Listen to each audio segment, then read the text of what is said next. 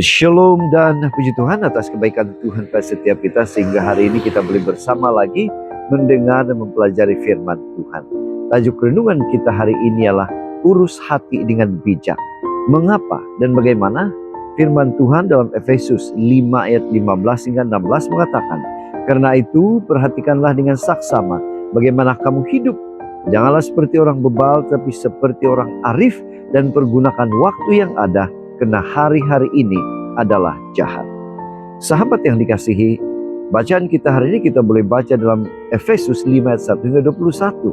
Ini merupakan nasihat dan ajakan Paulus kepada jemaat di Efesus untuk apa? Untuk hidup sebagai terang. Apa maksudnya? Sebuah ilustrasi. Nah, ada seorang pemuda yang bekerja sebagai guru, baru saja diangkat sebagai guru besar sekolah tersebut.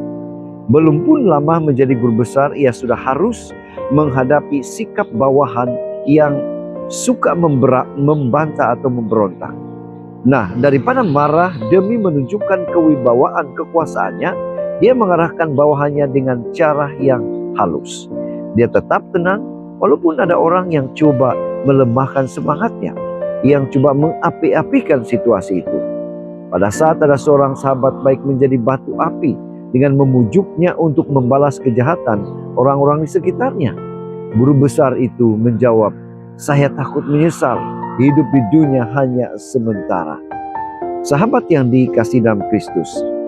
Nah, orang yang hidup dalam terang menurut bacaan kita hari ini pasti akan berpikir sebelum bertindak.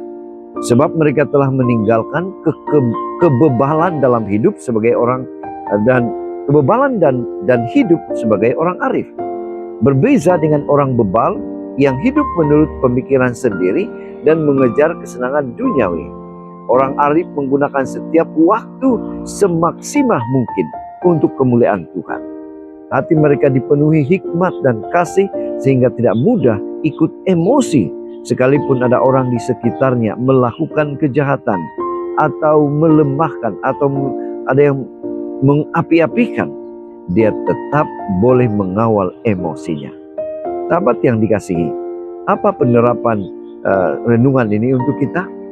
Melakukan kejahatan mungkin menghasilkan kepuasan karena emosi negatif yang kita rasakan itu terkeluar.